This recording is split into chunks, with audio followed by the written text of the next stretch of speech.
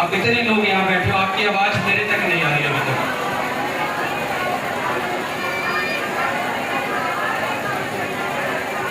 मैंने आपको पिछले संडे सिखाया था कि आप अपने परमेश्वर के दास की आवाज को जब फॉलो करते हो, जैसा वो आपको बोलता है, तब परमेश्वर आपके लाइफ में काम को करता है। मैंने ऊंची आवाज बोला है, मैं भाइयों से भी बात कर रहा हूँ, मैं सिर्फ बहनों को नहीं, मैं भाइयों को भी बोल रहा हूँ। ऊंची आवाज के साथ गला खोले।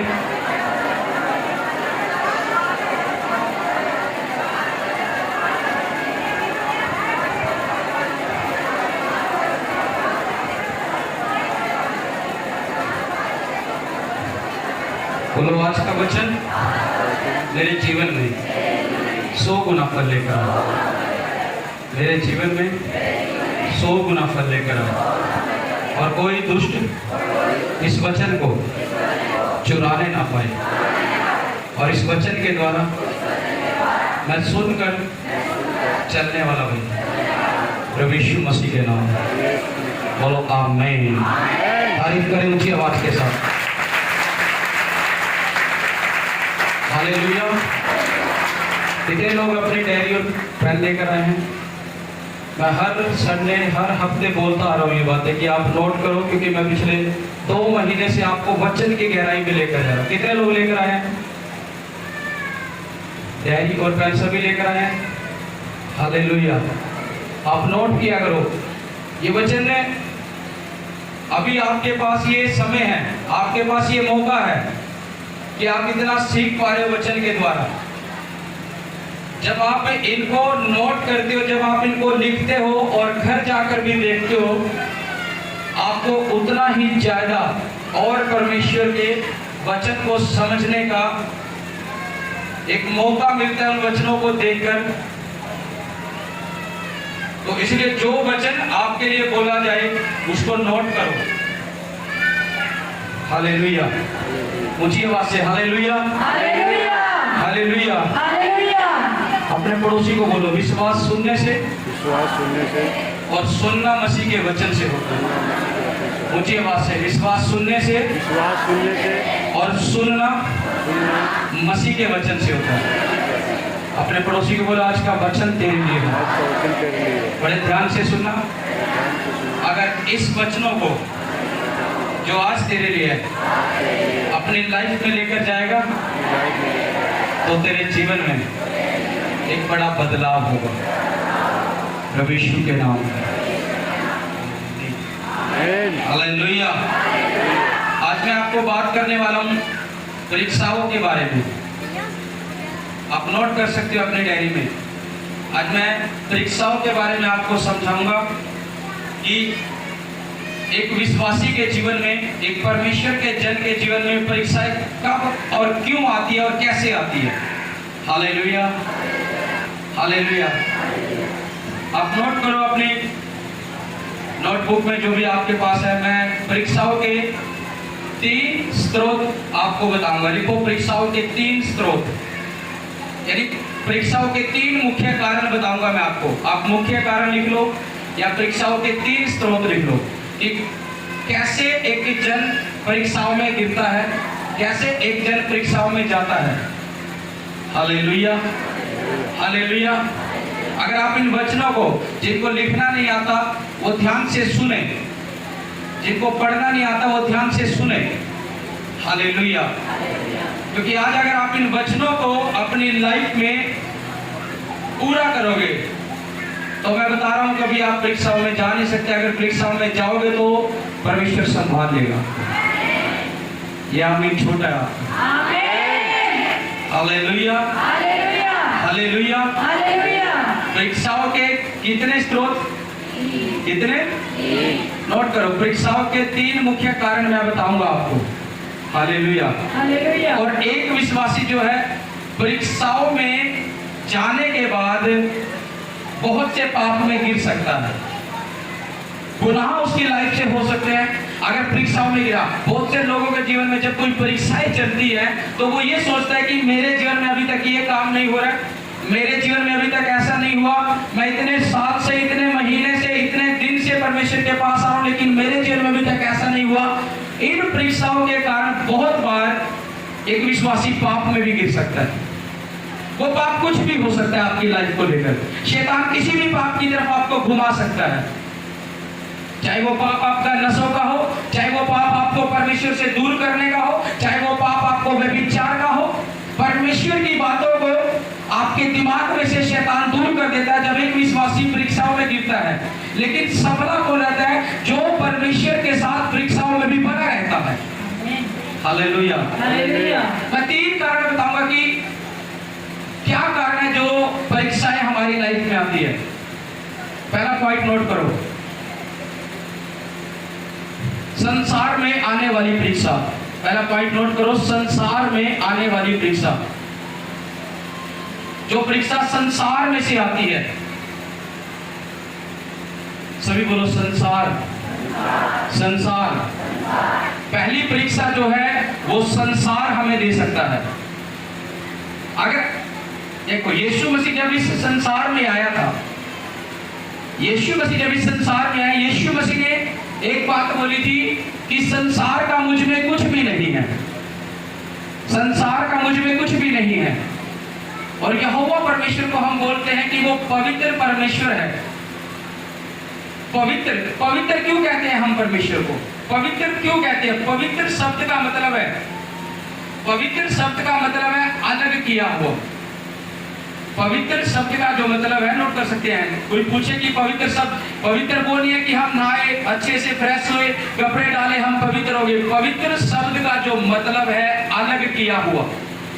सभी बोलो, अलग किया हुआ, अलग किया, अलग किया हुआ। हमारा परमेश्वर पवित्र है। पहला पत्रस में लिखा गया, तुम्हारा बुलाने वाला पवित्र है तो तुम भी क्या बन जाओ? क्या बन जाओ? कह रहा तुम भी पवित्र बनो, क्योंकि हमारा बुलाने वाला जब अलग किया गया तो हम भी क्या हो जाए? अलग। यीशु मसीह ने संसार से अपने आप को अलग किया है और वो हमें भी कह रहे हैं कि हम संसार से अलग हो जाए, क्योंकि उसने कहा संसार का मुझ में कुछ भी नहीं है। अगर संसार की बातें आपकी लाइफ में रहेगी तो आप परीक्षा में जा सकते हैं। इसीलिए यीशु मसीह जब मानव शरीर में संसार में आया, उसने अपने आप को अलग कर दिया उस संसार से। उसने अपने आप को अलग कर दिया। संसार के लोग उसको भला बुरा बोलते थे, कह रहे ये कौन है, अपने आप को परमेश्वर का पुत्र कहता है, अपने आप में ये बड़ाई मारता है, अपने आप में ऐसा बोलता है, क्योंकि उसने संसार से अलग किया। अगर वो संसार के साथ रहता, हो सकता है अगर संसार उसे दुख और कलेश दे जाता, अगर वो संसार की बातें अपने लाइफ में रखता, हो सकता है वो उनके जैसा बन जाता। लेकिन उसने अपने आप को अलग किया, बाइबल में लिखा है, संसार से अलग किया। आज क्या होता है, अगर कोई आपको सता रहा है, अगर कोई आपको नुकसान दे रहा है, बहुत सी बार आपके माइंड में भी ये बात है कि हम भी इसके साथ ऐसा करें। शैतान ऐसी बातें डाल देता है। क्यों डाल देता है? आज हो सकता है अभी तुम संसार में हो, इस कारण कि जो एक कोई तुम्हारा बुरा कर रहा है, एक कोई तुम्हारा नुकसान कर रहा है, तुम्हारे मन में ये बातें आती है कि मैं भी इसके साथ ऐसा कर दूं। यानी तुम संसार में, अभी तुम अलग नहीं किए गए हो। यीशु मसीह ने कहा संसार का मुझ में कुछ भी नहीं है, अलग हूं मैं। और वो बोलता है तुम्हारा बुलाने वाला पवित्र है तो तुम भी पवित्र बन जाओ। यानी हमें भी प्रभु बोल रहा है कि संसार से अलग हो जाओ। तभी यीशु मसीह ने एक बात क्या बोली थी? यीशु मसीह ने ये बोला था, अपने दुश्मनों के लिए भी, अपने विरोधियों के लिए भी क्या कर, क्या कर। उसने ये तो नहीं बोला बदला ले। उसने क्यों प्रार्थना का जिक्र किया? क्योंकि यीशु मसीह संसार से अलग है। अगर संसार किसी पाप में गिर रहा है तो हम उसके जैसे नहीं हो सकते। पहली परीक्षा जो है संसार में आ सकती है। संसार में रहकर, अगर आज भी आपका जीवन संसार वाला है, अगर आज भी आप संसारिक जीवन में पड़े हुए हो, वो संसारिक जीवन क्या है? वचन निकालो मेरे साथ। आप सिर्फ नोट कर लो, बाइबल में घर जाके देख लेना, मैं पढ़ता हूँ। पहला यूहन्ना मैं पढ़ रहा हूँ, आप नोट कर लो रेफरेंस को अपनी डायरी में। पहला यूहन्ना उसका 2:15 से 16 आप नोट कर लो, घर जाके पढ़ लेना, मैं पढ़ रहा हूँ आपके लिए। हालेलुया। इसमें लिखा है संसार से प्रेम ना करो। लिखा है तुम ना तो संसार से और ना संसार में की वस्तुओं से प्रेम रखो। यदि कोई संसार से प्रेम रखता है तो उसमें पिता का प्रेम नहीं है। आप वचन भी स्पष्ट कह रहे हैं, तुम ना तो संसार से और ना संसार में की वस्तुओं से प्रेम रखो। कह रहा ना तो तुम संसार से प्रेम रखो। आज मनुष्य संसार की वस्तुओं के पीछे ज्यादा भागता है, संसार की बातों से प्रेम ज्यादा करता है। कारण क्या है? क्योंकि अभी तुम संसार में पड़े हुए हो। और प्रभु का वचन कह रहा अगर तुम में संसार का प्रेम है तो पिता का प्रेम तुम में नहीं है। तुम प्रभु से प्रेम कर ही नहीं सकते अगर संसार के प्रेम में तुम पड़े। अभी भी आज भी तुम अपनी उन्हीं बातों को देख रहे हो। जब विश्राम दिन परमेश्वर का आता है तो हम काम काज में भी बिजी हो जाते हैं। जब परमेश्वर की प्रार्थना का समय आता है तो हम काम में बिजी हो जाते हैं। क्यों? क्योंकि हम संसार से प्रेम कर रहे हैं, प्रभु को पीछे छोड़ रहे हैं हम। हालेलुया। वचन साफ कह रहा है जो संसार से प्रेम करेगा वो पिता का प्रेम उसमें नहीं है, वो कर नहीं सकता। मैंने पिछले बुधवार को सिखाया था, प्रेम के बारे में समझाया था। जो प्रेम जो है वो विश्वास के द्वारा हमारी प्रार्थनाओं में प्रभाव डालता है। यानी परमेश्वर के मन में जब प्रभाव डालता है, जब हमारे अंदर प्रेम होगा। और प्रेम के भी मैंने 3 कारण आपको बताए थे। वो कौन कौन सा प्रेम था? कितनों को याद है? 3 प्रेम मैंने बताए थे। फिलियो का प्रेम, एरोस का प्रेम और अगापे का प्रेम। फिलियो का प्रेम जो है वो था अपने सगे मित्र, यानी जो उनके खास है, सगे संबंधी भाई बहन, वो प्रेम। हालेलुया। लेकिन परमेश्वर ने जो प्रेम किया है वो हमसे अगापे प्रेम किया है। अगापे प्रेम यानी बिना स्वार्थ का प्रेम, जिसमें कोई स्वार्थ नहीं था। और प्रभु ने कहा जो परीक्षाएं हैं वो संसार में से तुम्हारे पास आती है। बहुत बार परमेश्वर परीक्षाएं नहीं लेकर आता एक विश्वासी के जीवन में। विश्वासी के ही कारण से वो परीक्षाओं में गिर जाता है। वो तुम्हें शायद समझ ना हो, प्रभु ने क्यों कहा था कि मेरी प्रजा जो है वो अधूरे ज्ञान से नाश हो जाती है। अगर आपके पास परमेश्वर का वचन नहीं होगा, अगर आप वचन में नहीं बने रहोगे तो आप हो सकता है बहुत से पापों में गिर सकते हो। और जब आप पापों में गिरोगे तो परीक्षाएं आपके ऊपर आएगी। हालेलुया। जब आपके अंदर वचन होगा परमेश्वर का, उनसे द्वारा आप परीक्षाओं से बाहर निकल सकते हैं। संसार की परीक्षा, जिसने संसार से प्रेम किया, कह रहे वो परमेश्वर के प्रेम को नहीं जानता।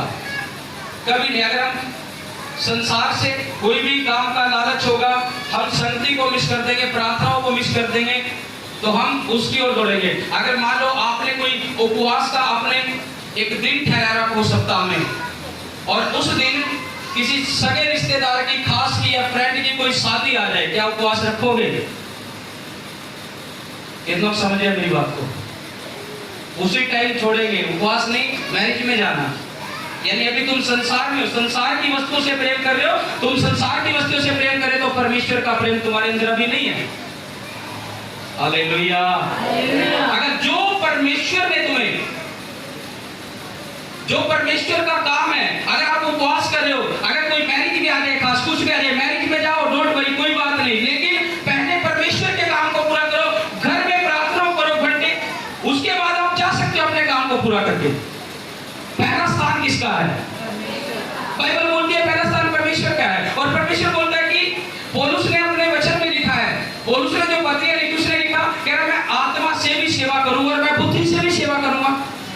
अगर मैरिज आ रही है किसी की और आपके उपवास का दिन भी वही है, आत्मा से भी चलो और बुद्धि से भी। आत्मा से और बुद्धि से चलना क्या है? यानी दोनों काम हो जाए।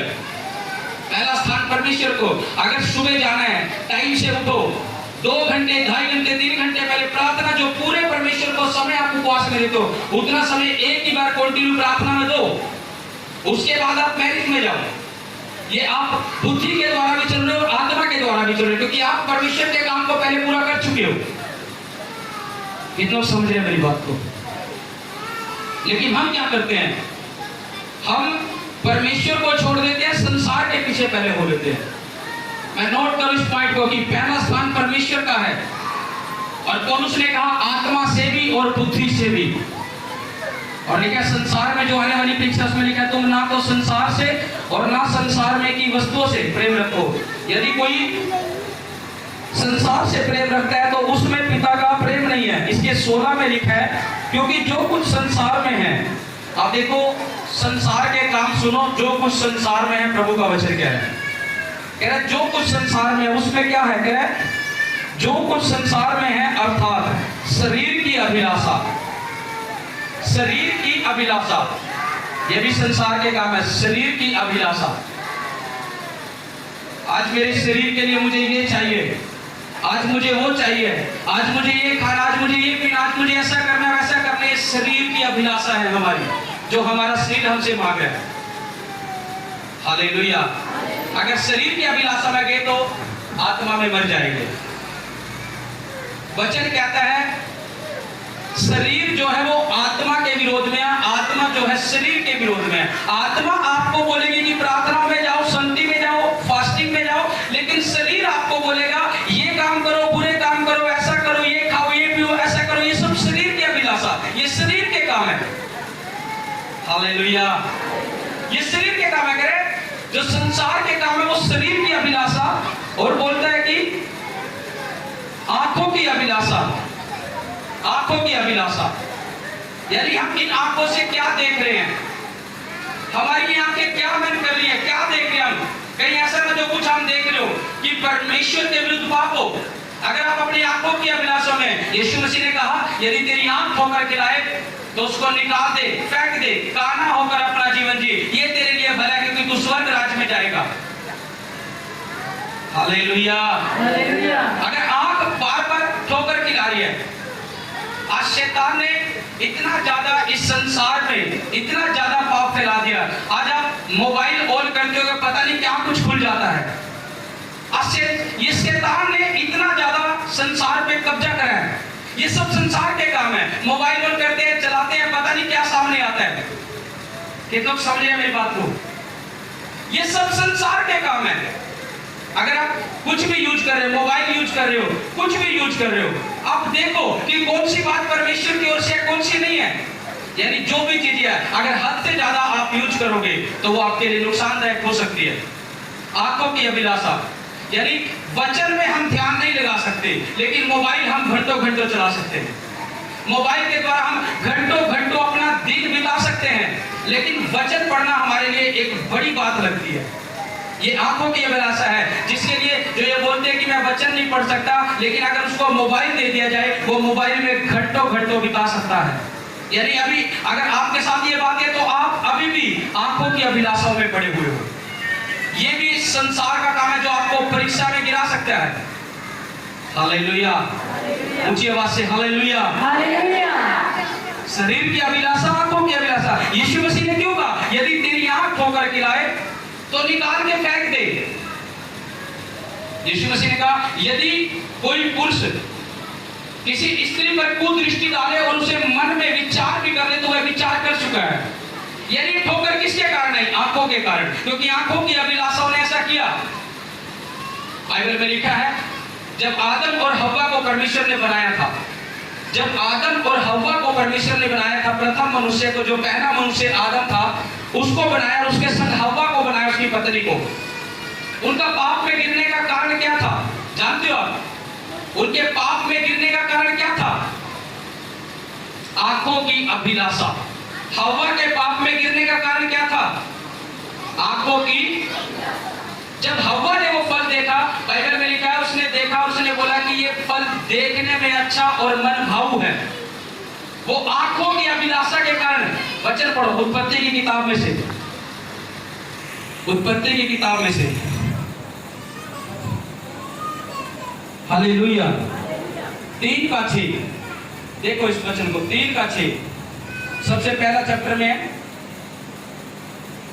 उत्पत्ति 3:6 लिखा है अतः जब स्त्री ने देखा, क्या लिखा है? अतः जब स्त्री ने देखा, यानी आंखों से देखा।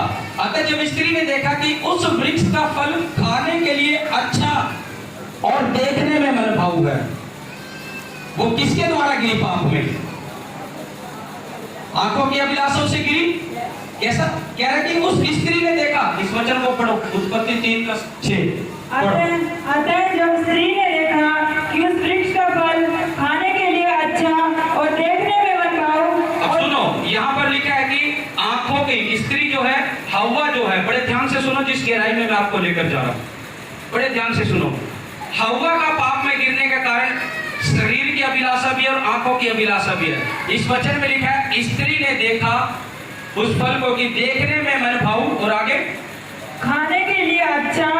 शरीर की अभिलाषा खाने के लिए, आंखों की अभिलाषा देखा, देखने में मन भाव लगा। ये थी उसकी आंखों की अभिलाषा। और शरीर की अभिलाषा क्या है कि खाने में अच्छा। हाँ, पूरा करो इस वचन को। और बुद्धि देने के लिए चाहने योग्य भी है। बुद्धि देने के लिए चाहने योग्य भी है। ये कारण था हव्वा का पाप में गिरने का, यानी कि शरीर की अभिलाषा भी और आंखों की अभिलाषा भी।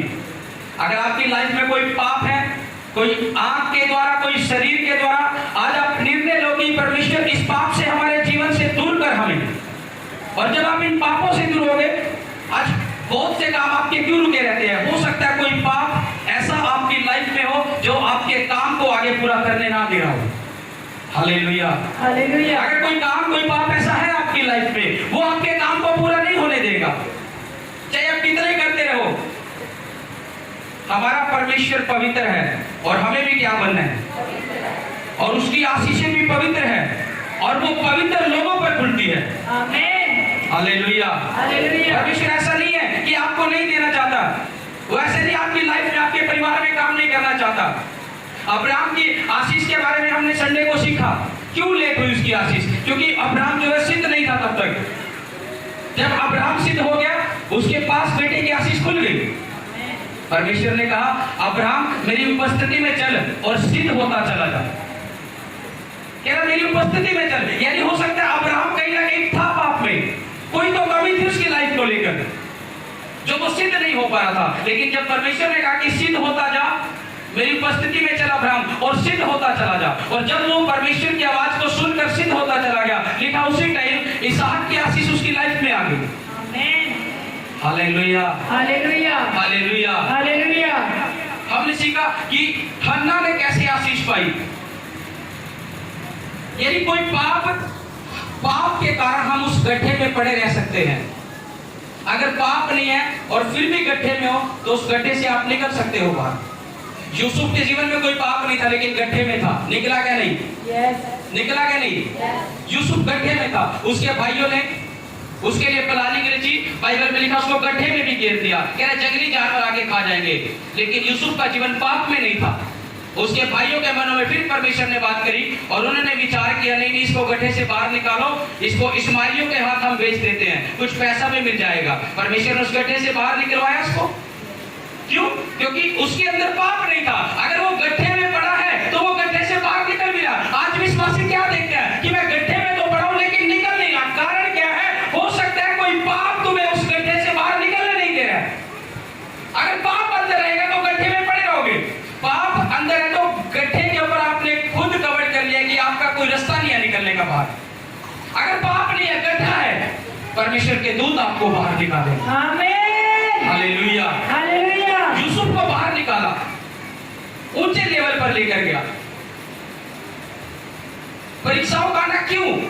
क्या कारण है परीक्षाएं? संसार के कारण। पहली जो परीक्षा है, संसार हमें दे रहा है। अगर तुम अभी तक संसार ही की बातों में, संसार के काम तुम्हारे अंदर हैं, तो तुम कभी परीक्षा से बाहर निकल नहीं सकते। यीशु मसीह ने कहा अलग हो जाओ, अलग हो जाओ संसार से फिर जाओ।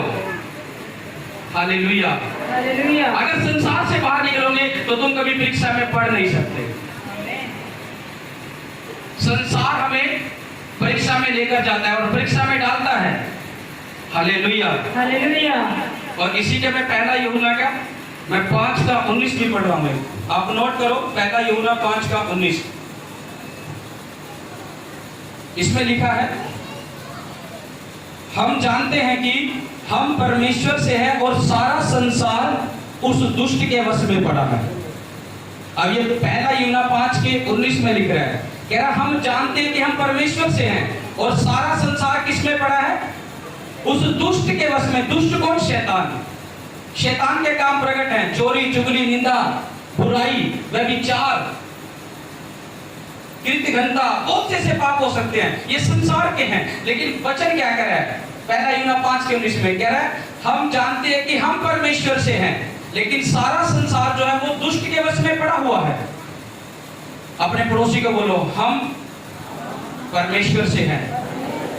ऊंची आवाज से बोलो, हम परमेश्वर से हैं और ये सारा संसार उस दुष्ट के वश में पड़ा है। बोलो, संसार में नहीं पड़ना हमें। अगर संसार में पड़ोगे तो दुष्ट के वश में पड़ सकते हो। वचन कह रहा है कि हम परमेश्वर से हैं। हालेलुया। हम परमेश्वर से हैं, हम संसार से नहीं हैं। संसार ने हमें नहीं छुड़ाया, प्रभु यीशु मसीह ने हमें छुड़ाया है अपना लहू बहाकर। हालेलुया। हालेलुया। अगर आपको लग रहा है आज भी संसार की बातें हमारे अंदर है, फलाने ने मुझे ये कैसे कह दिया, इसने मुझे ऐसा कैसे बोल दिया, इसने मेरे लिए ऐसा कैसे कर दिया, अगर तुम भी उसके जैसे होगे, उसके साथ जो उसने तुम्हारे साथ किया तुम भी वैसे उसके साथ करोगे, तो उसमें तुम्हारे में कोई फर्क नहीं रहेगा। आप उससे दूर हो सकते हैं, आप उसके जैसे नहीं हो सकते। हालेलुया। हालेलुया। यीशु मसीह ने कहा जो डाली नहीं फलती उसे मैं काट डालता हूं, जो फलती है उसे मैं छांटता हूं ताकि और फले। आप वो डालियो जो फलने वाली हो यीशु मसीह के नाम में। मैंने कहा आप वो डालियो जो फलने वाली हो यीशु मसीह के नाम में। तेरा परमेश्वर आपको छांटेगा और नया करेगा और फल देगा यीशु मसीह के नाम में। हालेलुया। हालेलुया। हालेलुया। हालेलुया। यीशु मसीह ने कहा तुम्हारा फल बना रहे। आमीन। तुम्हारा फल बना रहे। तुम वो डाली हो जिसे मेरा परमेश्वर छांटता है और नया करता है। आमीन। हालेलुया। हालेलुया। कहना जो डाली नहीं फल रही है छोड़ दो उसको। जब परमेश्वर काट रहा है तो तुम भी उसको अपनी लाइफ से काट दो, दूर हो जाओ उससे। लिखा क्या ही धन्य है वो पुरुष जो ना दुष्टों के मार्ग पर चलता है, ना ठट्टा करने वाले की मंडली में बैठता है। क्यों? परमेश्वर ये बोल रहा है कि तुम बैठो ठट्टा करने वाले की मंडली में। परमेश्वर ये बोल रहा है कि तुम दुष्टों के मार्ग पे चलो। परमेश्वर ने कहा क्या ही धन्य है वो पुरुष धन्य है जो दुष्टों के मार्ग पर नहीं चलता, जो ठट्टा करने वाले की मंडली में नहीं बैठता और ना ही खड़ा होता, ना पापियों के मार्ग में जाता है, ना ठट्टा करने वालों के साथ खड़ा होता है। परमेश्वर ने कहा वो धन्य है। यानी जो आपको लगता है संसार में कोई भी, अगर आप अविश्वासी के साथ, अन्य जाति के साथ ज्यादा क्लोज रहोगे तो वो पाप आपकी लाइफ में भी हो सकता है। आप उस पाप को करना, लेकिन अगर आप उसमें उसके साथ बने रहोगे तो वो रंग आपके ऊपर भी चढ़ सकता है। हालेलुया। हालेलुया। अभी प्रभु यीशु मसीह ने कहा संसार से क्या हो जाओ, संसार से क्या हो जाओ, संसार से क्या हो जाओ, अलग हो जाओ। ये जरूरी नहीं है कि वो मेरा पड़ोसी है, अगर वो प्रभु में नहीं है सिर्फ मुझे उससे दूर होना है। अगर कोई आपका रिश्तेदार भी, कोई आपका पड़ोसी भी, कोई भी आपको बोलता है, अगर आपको लगता है कि ये परमेश्वर के विरुद्ध है और ये पाप में है, इसका जीवन पाप में पड़ा, तो उससे अलग हो जाओ। अगर वो पाप में है, अगर एक नशे में पड़ा है, चाहे आपका पड़ोसी और रिश्तेदार, उससे अलग हो जाओ, उसकी संगति से दूर हो जाओ, क्योंकि तुम नहीं जानते शैतान कब तुम्हें पकड़ ले और परीक्षाओं में डाल दे। हालेलुया। हालेलुया। हालेलुया। हालेलुया। दूसरी परीक्षा नोट करो,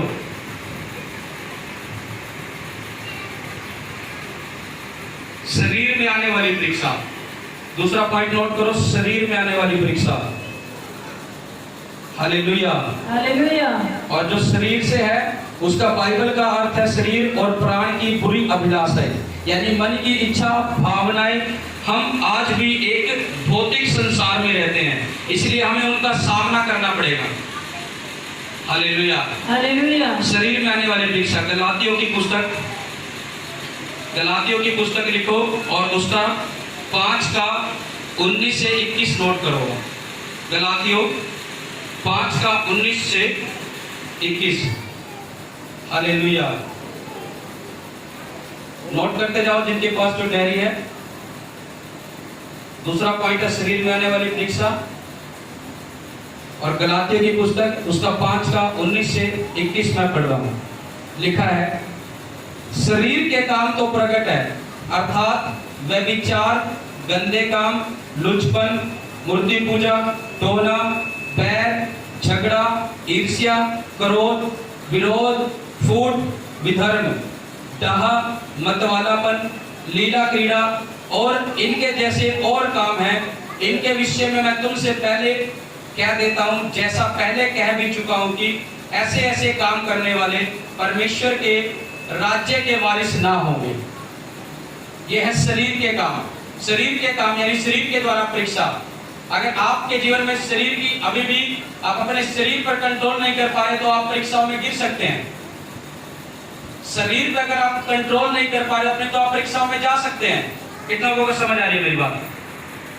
ऊंची आवाज से बोलो हालेलुया, हालेलुया।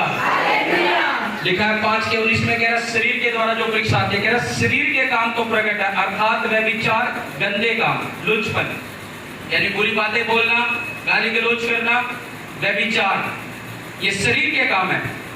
अगर ये काम अंदर है तो परीक्षाओं से कभी निकल नहीं सकते।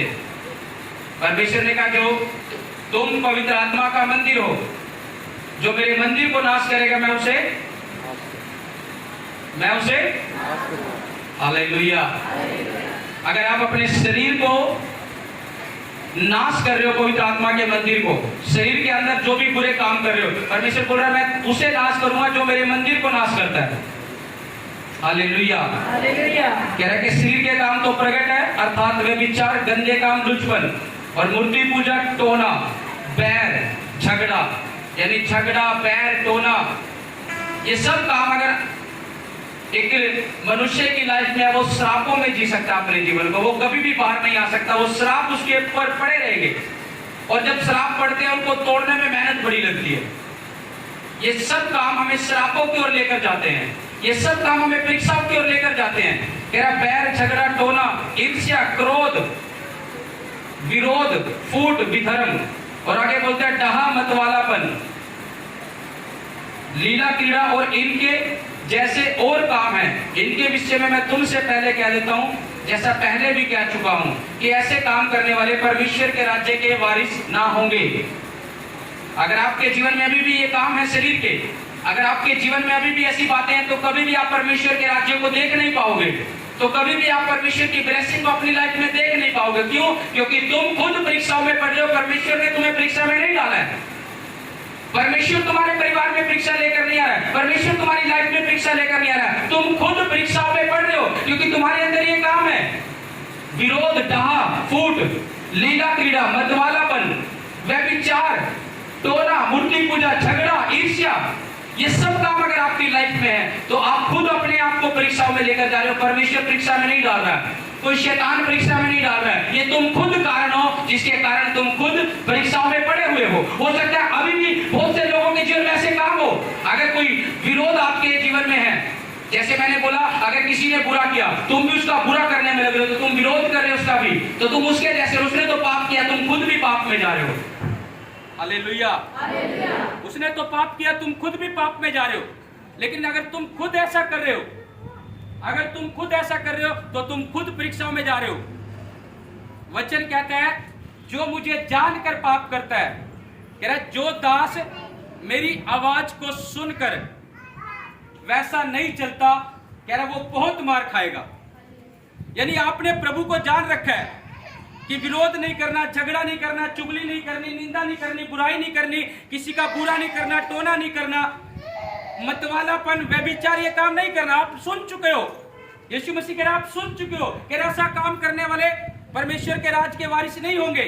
सुन चुके हो तुम, अगर उसके बाद भी ये काम कर रहे हो, कह रहा जो दास मेरी आवाज को सुनकर वैसे नहीं चलता, कह रहा बहुत मार खाएगा। वो मार आपकी बीमारी हो सकती है। अगर आपके अंदर ये काम है, वो बीमारी की मार आपको लग रही हो सकती है। अगर ये काम आपके अंदर है, बेरोजगारी की मार आपके ऊपर पड़ रही होगी। अगर ये काम अंदर है, तो परिवार में लड़ाई झगड़े की मार आपको लग रही होगी। अगर ये काम आपके अंदर है, वो मार आपके बच्चों के जीवन में आपके ऊपर लग रही होगी। कह रहे जो दास मेरी आवाज को सुनकर वैसा नहीं चलता, बहुत मार खाएगा। अगर तुम